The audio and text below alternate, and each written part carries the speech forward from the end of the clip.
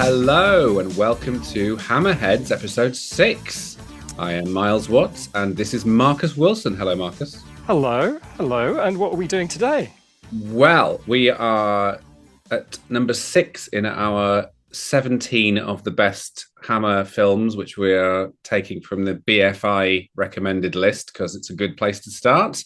And this week we've got 1962's The Phantom of the Opera. Yes, and in the week, in fact, the Phantom of the Opera was forecast to close on Broadway after 35 years. That's right. We bring you Hammer's take on the French tale.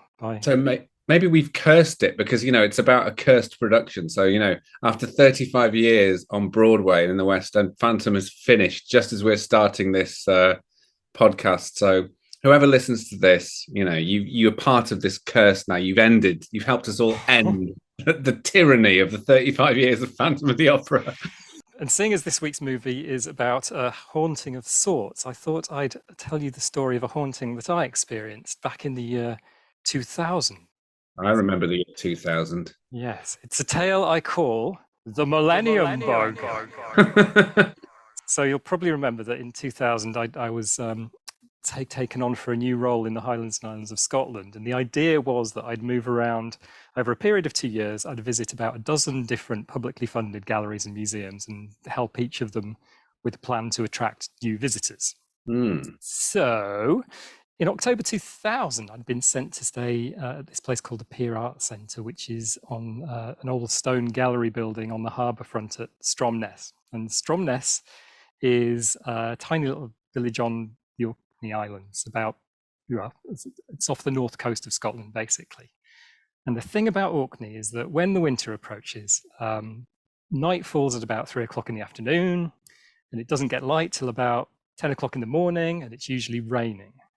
So I ended up staying in this musty old artist's flat in the attic of this old stone gallery building on the pier, with the wind and the rain battering the building on these pitch black nights each night. Now, to add to all of that, there was a multimedia exhibition about ghosts at the gallery at the time I was there, and that exhibition was actually taking place in the room immediately below my artist flat where I was staying. And the idea of this exhibition was that the artist had come in and he'd set up the exhibition. So there were sensors actually in 4 supposedly haunted places around the island. So these sensors are kind of things that are used by ghost hunters. So they'd measure sudden changes in pressure or temperature, things that could indicate the presence of ghosts in each of these supposedly haunted locations around the island. And each time one of those sensors got triggered, it would send a signal via this modem in the building where I was staying. And that would trigger a ghostly noise to play through one of 4 speakers in this old library room beneath the room that I was staying. And it would make a kind of spooky noise, like a creak or a thud or a howl, which was kind of connected to this kind of paranormal activity going on in these other parts of the island. So anyway, being the year 2000, the gallery staff weren't very technically adept, and the artist of the exhibition hadn't told them how to turn this exhibition off at night. So at the end of the day, at the end of each day while I was staying there, when the gallery curator closed the gallery for the night, he'd lock me in the building in this musty old artist flat in the dark Orcadian night with the storm battering the building. And I don't have a phone that gets any reception. I don't have any way of contacting the outside world. So basically, I'm hundreds of miles from home, and the only connection I have with the outside world is this modem line into the building, which is triggering these terrifying sounds in the room below me based on these ghosts that are kind of out there in different parts of the island. So I'm there thinking that, every time I hear a noise downstairs, then, there's a ghost acting up in one of these haunted places. So night one, I don't sleep very well, as you can imagine, listening to these creepy sounds beneath me. And so I mentioned this the next day to the gallery curator, and he basically says to me, tries to reassure me by saying, well, if the noises are going off downstairs, then at least you know that the island's ghosts are sort of safely haunting these remote places where they're supposed to be, and they're not coming to get you. So I kind of think, I try and keep that in mind on the second night anyway, and I sleep a bit better on the second night, although the noises from the 4 speakers downstairs can continue to play throughout the night, kind of all of these different kind of creaks and howls and things. Anyway, it was on the third night, which just happened to be Halloween. And it was a particularly stormy night that night, and I wasn't sleeping so well. And the noises were all going off in the room beneath me until about 3 o'clock in the morning. And then I realized that one of the four speakers downstairs isn't making any noise anymore. And then a few minutes later, a second of the speaker downstairs falls silent, followed by the other two speakers, and it's suddenly very, very silent. So I sort of sit bolt upright on my bed in the blackness of my room, and my immediate thought is, oh my God, the ghosts are coming from all four corners of the island, coming here to kill me. So I kind of quickly reach across to my bedside light and I turn it on, but as soon as I do, it flickers and goes out again. And the room is plunged into darkness and silence. And by this point, I'm hiding under the duvet covers, expecting kind of ghosts. Anyway, to cut a long story short, the gallery curator comes in the next morning, unlocks the building, and tells me that there were power cuts across the island the previous night because of the storm, which had caused the downstairs exhibition and the lights to go off. So I lived to fight another day. Oh my God, I wouldn't have got through the second night of that. I tell you, not maybe the first night. But okay, right. But after that, I would have been, no, I can't sleep here again because my imagination would have gone crazy, like hearing those noises. Yeah. And then it's almost worse that they went silent. Like, where are the noises? Where are the noises? Yeah, totally. I didn't know about that story. Yeah. So that was one of my adventures in the Highlands of Scotland. I've never seen or heard an apparition. I don't think I'm one of those people who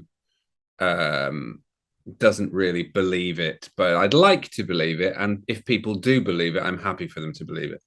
I know people who I trust entirely, and I can't see these things. I kind of get no sense of them, but I know people I trust entirely who have pointed, like I've been in a room with them and they've pointed to the other side of the room and said, look, there's a ghost walking through, it's walking through the bed now. And it's like, okay, you're obviously saying something really clearly, and I'm not saying anything. Yeah, and do you know what? I fully believe because when you tell someone that, or when someone tells someone that, generally people think, yeah, whatever. So I don't think you've got much to gain from saying I saw a ghost, unless you like, I'm telling you I saw a ghost. I don't care if anyone believes me. I think Vicky said seen one. Yeah. And it's like, I don't believe that they are hallucinating. I believe that they've seen it, but not being the person that saw it, I don't believe in ghosts. But hey, that's me. I do love the whole lore and everything. And but anyway, Phantom of the Opera, not a ghost. Not a ghost, and yes, it's also a PG. So is it a horror film? Yeah. What did you think of this one, by the way? I have very mixed feelings about this one. Mixed feeling. Well, I thought I was going to find it very boring because I never been that into the story of the Phantom of the Opera. I know that the book's Gaston Leroux. I've never read it. I think it was one I could have read at uni, but we didn't read it. And I thought, okay, it's a bit cheesy. It's about a guy with a mask and he gets all flappy because he's opera, he's hiding in the opera. It's a cursed production. I actually got quite into this film, 1962's Phantom of the Opera. I thought, dodgy bits aside, I didn't think the two leads were particularly charismatic, but that they're not to speak ill of the dead. But I like Curse of the Werewolf, which we watched last time. It sort of built up, and I recognized so many things in it that had influenced, I think, other filmmakers, which we'll go into, that I started to really enjoy it from about the halfway point. Whereas the first 20 minutes, I was like, okay, yeah, business as usual. It's Hammer does this particular legend. Hammer does Phantom of the Opera. And we all know the story of Phantom of the Opera. Or do we? Do we? I mean, I kind of went back to the original story, and it's very different to this particular adaptation. I mean, the 1910 novel was originally serialized, but it feels very serialized in that it doesn't feel very thought through. I mean, it's just the plot is complete nonsense. I mean, one thing that they dispensed, which is quite good in the film, that in Gaston Leroux's version, the Phantom is born deformed, and he sort of goes into construction. Yeah. And so his whole thing is that he kind of constructs this opera house with kind of spaces for him to hide in the rafters and stuff, so he can sort of Yeah. hide from the world. But then you're kind of thinking, well, how does he become this great vocal coach if he's worked in construction, and there's kind of sort of thing of like Yeah. him working in kind of theatre trickery and stuff like that. So that's kind of weird. The fact that in this version, actually, it is a composer, a musician, a doctor, presumably a doctor of music, we hope, who kind of burns himself, and then finds himself in this labyrinthine underworld in London in the sewer system. Yeah. It's kind of more believable. It's weird to say that, but it's kind of Yes. more believable than the original. It is because the book you'd say, well, how if he spent all his years constructing this elaborate opera house, how's he also had the skill and the time to coach people to be brilliant opera singers? But I thought it was. I was interested in the character because I knew he was a sympathetic character because I'd seen clips. I've never seen the Phantom of the Opera, the Andrew Lloyd Webber play, but I have heard obviously Michael Crawford, because at the time he was cast as the Phantom, and it was this big thing. It was Michael Crawford's big role after Frank Spencer. Everyone knew it was Frank Spencer from Some Others Do Happen, which I've just finished rewatching, and it's absolutely fantastic. And suddenly he was doing this big operatic theatrical role, and it was, oh, okay, him and Sarah Brightman are singing opera and music of the night and stuff. That's all I knew about Phantom of the Opera. So I thought, okay, he's a sympathetic character, but I don't quite know why he's got, I thought it's sort of like Hunchback of Notre Dame, where Quasimodo is, he's part of the cathedral, but he's hidden himself away and he swoops down at the end, rescues Esmeralda, that whole thing, which is sort of happens in this film. So I was but what I really enjoyed was the first half of the film. You've got Michael Gough, who is sort of like he's like the MVP in this film. I think he plays an absolute shithead. Yeah, Lord Darcy, like Lord Ambrose Darcy. Lord Ambrose Darcy, and basically he is like the Harvey Weinstein of the opera. He only wants sex pest. Total sex pest. He only wants to cast pretty singers who can't really sing, and the producer, who's actually the guy playing the producer, is very good.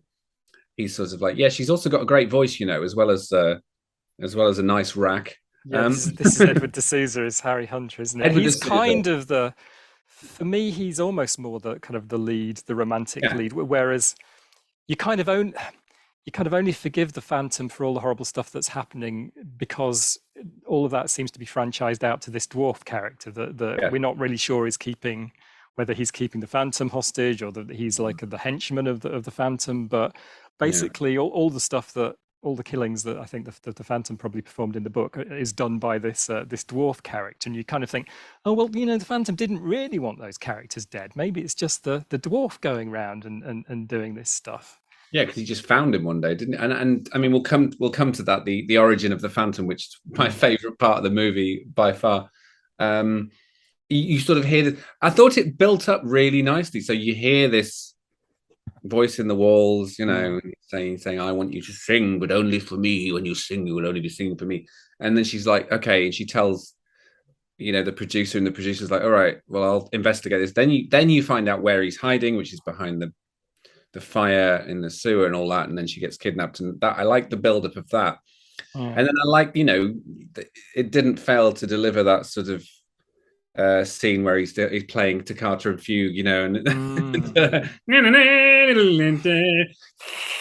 they did all that, and but then when you find out who the Phantom is or was, and that sequence where the camera just Dutch angles for about 5 minutes, goes, and you find out what an absolute bastard Ambrose was to him, and stole his music. And as a writer, I was like, I'm with you, mate. I think I'd put in the press as well. That's one of my favorite bits, actually. Herbert Lom as the young composer before he goes into hiding, I think works brilliantly. And I love I mean, we both worked in theatre, you and I, and actually the use of that theatre space, they've got out of Bray Studio, they've gone to the Wimbledon Theatre, and they use that brilliantly. I mean, in the first few scenes, you follow the conductor into the orchestra pit, and then the next thing you're up with the flies, and so they're using the theatre top to bottom, and it's brilliant because you kind of feel as though Yeah. you're kind of really going around the back of house areas there.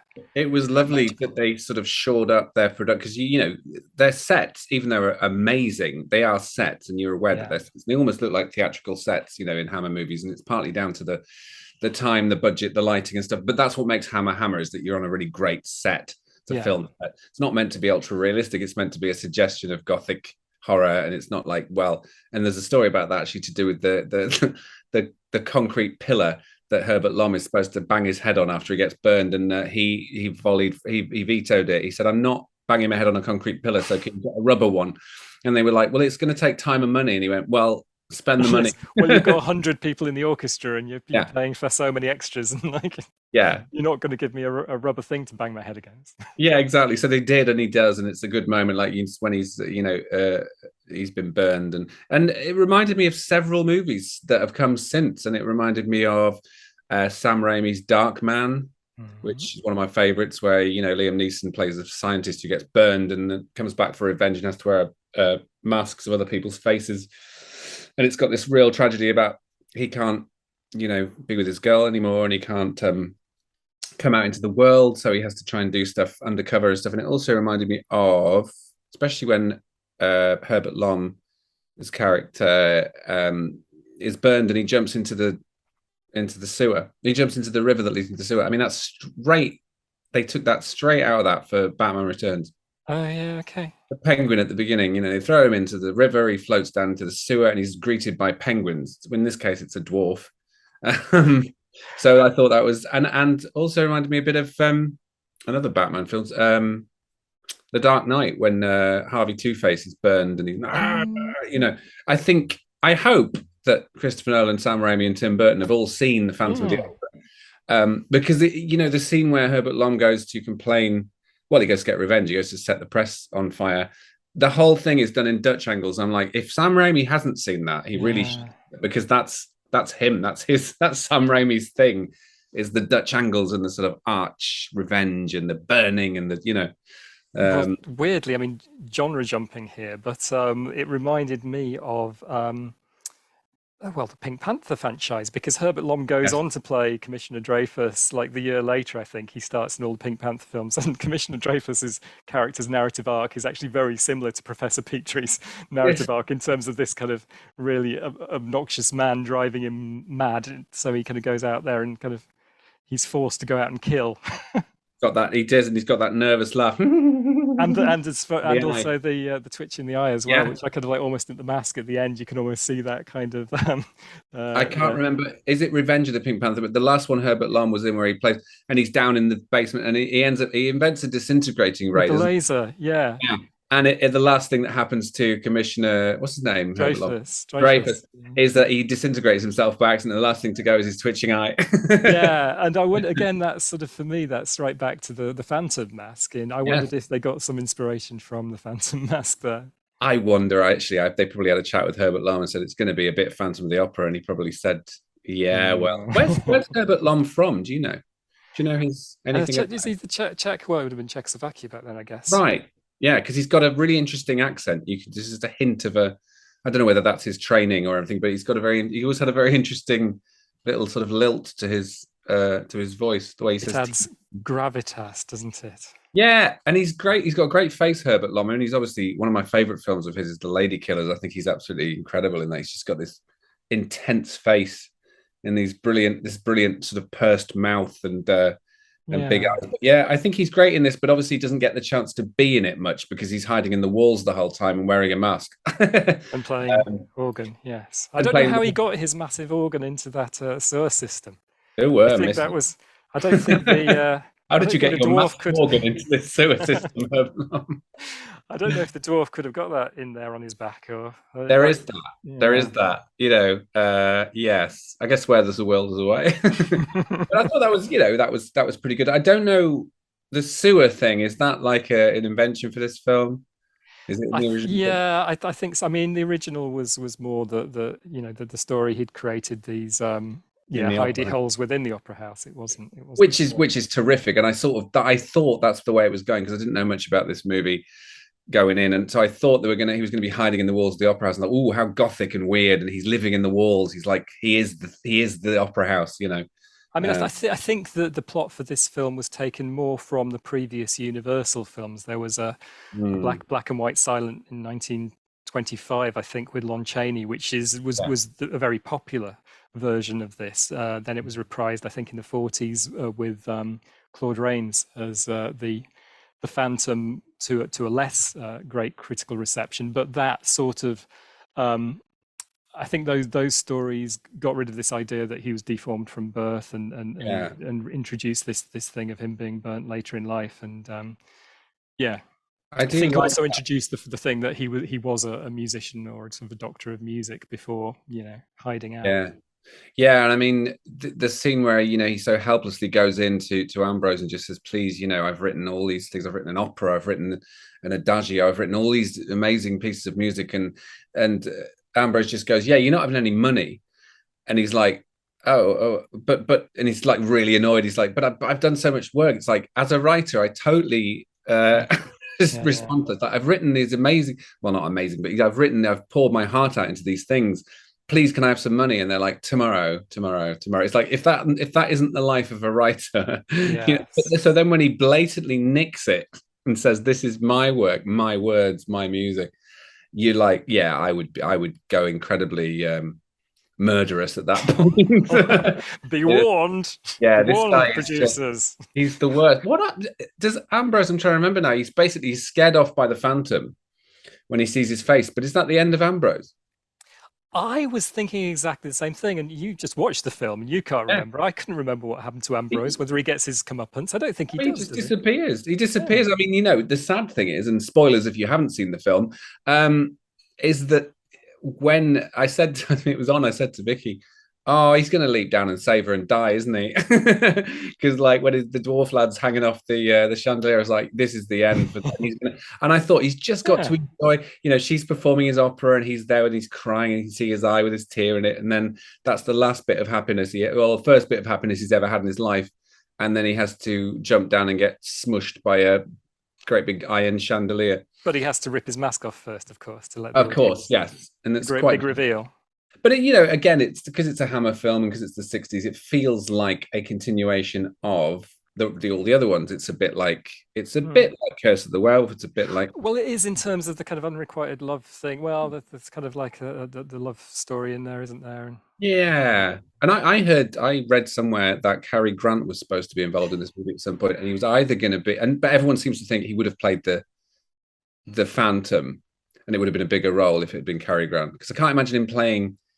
I suppose he could have played the producer, but it's a bit of a thankless role for him. well, yeah, there was some confusion because yeah, he I think when Cary Grant got invited back to was it To Catch a Thief with Hitchcock, Yeah, he was kind of casting about for new opportunities and challenges that would break his stereotype type yeah, of what roles he usually plays. And yes. so there has been an assumption, I think, that the character that he was interested in was the Phantom, but that might not Mm. be the case. It might be the producer, the sort Yeah, of Harry, what is it? Um, he just wanted to Harry be in a Hunter. horror, didn't he? Um, Yeah, yeah, possibly.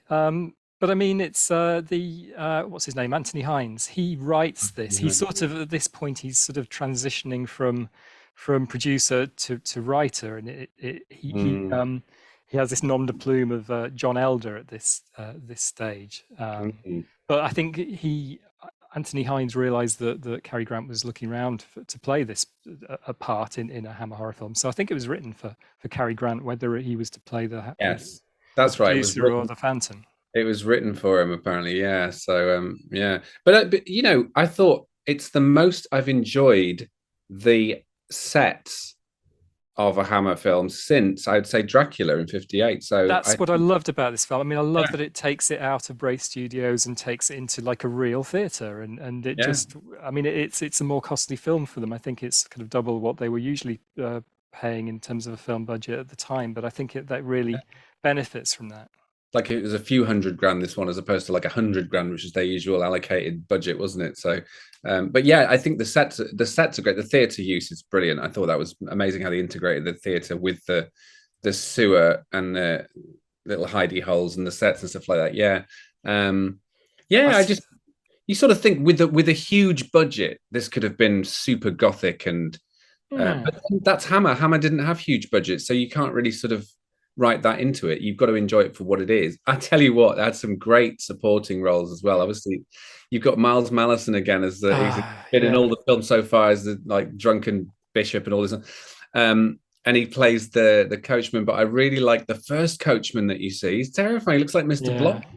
And all the char women, all the women down in the basement. Oh God, yeah, the pantomime kind of crones. It's like looking Yeah. for a nice dark corner to do some courting, was ya? Was ya? Yeah, I know. It's I a know. bit. He sends them scurrying off after a diamond brooch that he's lost in there. I thought, what a nice touch. Again, they were really good supporting little characters. And They kind of were, but I think the roles for the female leads were really lackluster this time. I mean, after something like they were. Brides of Dracula, which was brilliant, where the women steal the show, this Mm. was really underwritten for the female characters, I I thought. did think the main lead was a bit drippy as a character. She was Yeah, not well, giving they the were all best. very stereotype characters, from the old crones in the Oh pantomime, yeah. going And then through the pantomime bits. who scares the old crones? They think they've seen the Phantom, but who do they actually see and who The plays him? the Rat Catcher by Patrick Troughton, the Yeah, Doctor. that was so nice to see Patrick Troughton coming out of the shadows and just going, "Do you want rat pie?" He's Um, more frightening than anybody in this he's film. terrifying, and it was so nice to see him in there. And then I looked up his IMDb, and he starred in about 230 things in his lifetime, and most of them were in 1962. By the look of things, seriously, I was trying to find year 1961 and 63 around this year, and he's been in about 12 things in 1962 alone, so he's clearly getting loads of little character pieces Oh. before he got Doctor Who. Yeah, yeah. And they used real rats this time after the Yeah, debacle of the bats in the previous the rubber bat, yes, the I rubber think. And I bats. think yeah, 66 I think is when Troughton started playing the Doctor. Oh yeah. But he's He's got just a terrific. lovely weathered face, hasn't he? He's got a lovely face, he does. Yeah, all his family do, all the Troughtons. Yes, they've got a He really can nice. look very sinister and frightening, or he can look very benevolent. Yeah, but that's what I love about films. I thought Michael Gough, like I say, I think he was the Mm. sort of, I mean, I think Herbert Lom was very good in what he was it's seen in, but Michael Gough played an absolute bounder, really hateable, and he was brilliant at it. And I can tell he was loving playing this absolute git. Like one of the most hateable characters I've ever seen in a Hammer movie was this guy Ambrose. He was just an absolute scumbag. But he drove the plot, he drove the plot. And then I think he deserved a horrible death, but he didn't get one. I think that again, fair play to Hammer. The cast and the crew do throw themselves into these things and make it believable just by putting their all into it. I mean, Yeah. again, it's a rickety story that could quite easily fall apart. So actually, Mm. to fully commit to that, it was yeah, pretty impressive. It was actually, yeah. Well, I'm fascinated now to see. As I was doing the research, I found all of the different adaptations of Phantom of the Opera that there are, and two stuck out when I was reading that I'd quite fancy seeing. One of which is a 1989 adaptation featuring Robert Englund, Freddie, Oh, of course they did that, didn't they? which is supposed to be rather gory. Yeah, that is a glaring omission in my film watching because I'm a big fan of the Nightmare on Elm Street movies. So I don't know why I haven't seen that before. And I realized recently I hadn't seen the Reanimator trilogy either. And a friend Oh, of me mine, neither. No. so a friend of mine just went, "What do you mean you haven't seen the Reanimator?" Oh, sorry. And But the other one is Il Fantasma dell'Opera with uh, that's 1998 Dario Argento featuring Julian Sands and Asia Argento apparently. Julian Sands, now there's a lad from.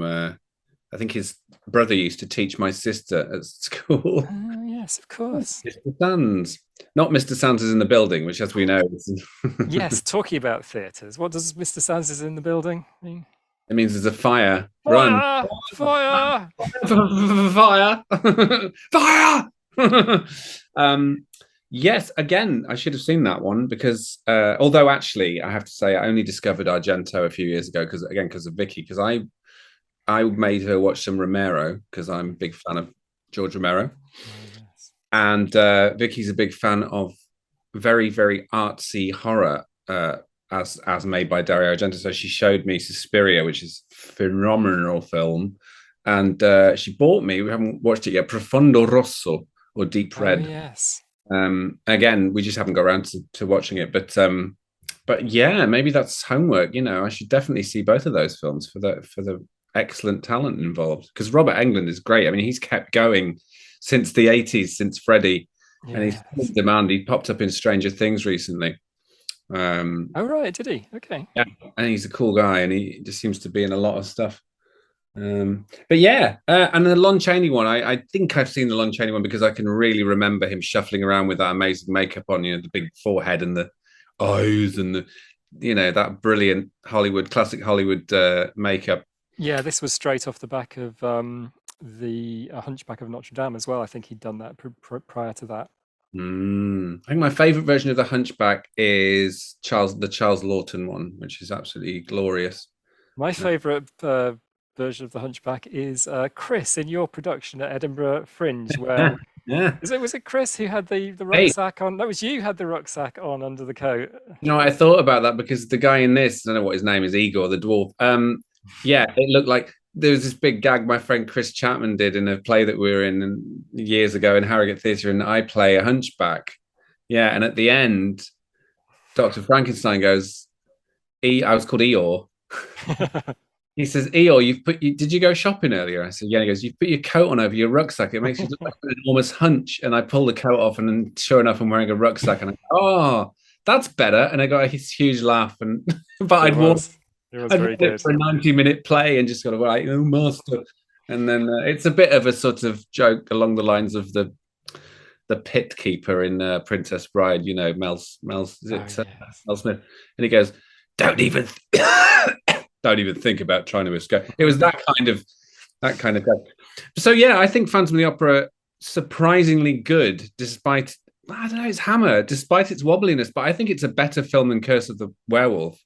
I think I enjoyed it more than Curse of the Werewolf, Yeah. partly because Bray Studios doesn't look much like Spain, no matter how hard they try, and No. the locations are great in this film. I think it's Yeah. slightly less hard hitting because I think they were trying to go for an A rating rather than an X rating, and I think their funders or whatever try to lean on them to get more audience in. So that's why Yeah. it's a PG these days.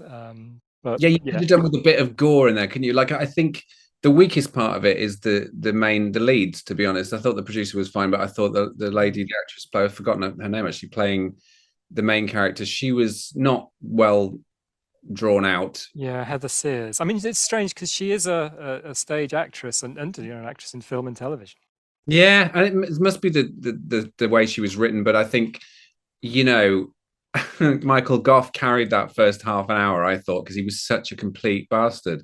Yeah, I And mean, I kind of didn't buy that Christine Charles, the opera singer, would mm, sort of willingly just hang around in the sewers with yeah, this crazy phantom guy, and it kind of a, li- seemed to be where she kind of got to towards the end of the film. a little bit, a little bit. And again, I suppose, Sewers is just such a great setting. I think it's been copied for everything from Buffy to Tim Burton, and but this is 1962. I don't think we'd seen a lot of films set in sewers, Yeah. and it's good. I like. I mean, The Third The Man. Third Man springs to mind. Yeah. That's the best film partly set in sewers. But it was really nicely shot. Phantom of the Opera. I thought it was nicely shot, nice camera angles. I did get into the story. Yeah. It felt like it was more. It was more. What's the word? Unified than Curse of the Werewolf. Curse of the Werewolf felt very bitty. It was like it had a beginning and then it had sort of middle bit and then the end. Whereas this felt like it had a very, very solid story from start to finish, and you did feel sorry for the Phantom, and you did. The ending was satisfying, and yeah, it was built crescendo. It was very operatic. I mean, that's probably the best word to describe it. It was Apart from Lord Darcy getting off scot-free, presumably at the end. yeah, well, maybe he gets like Lord Darcy, a Phantom of the Opera story spin-off. Yes. Come out and I you'll think find that. I think the whole film works better if you sort of think of it more as a kind of dream logic thing, because the plot doesn't make a whole lot of sense, but it certainly feels like a fantastic technical dream sequence. Actually, we know what happened to uh, Michael Goff. Oh, tell. He went off to become Bruce Wayne's butler. So there's the Batman connection. What's in the sewers and stuff, because he's Master Wayne. That's right. Yes, once I was a complete git of a theatre director, and now I'm a humble butler. Very good. So what are we doing next time? 1963. Gold. We're on to Kiss of the Vampire. Kiss of the Vampire. Don't know that one at all. So in this list of 17 films, I'm realizing I've seen about 4. Yeah, which we've is obviously just seen the lesser known Hammer films. Yeah, I mean, I definitely had seen Dracula.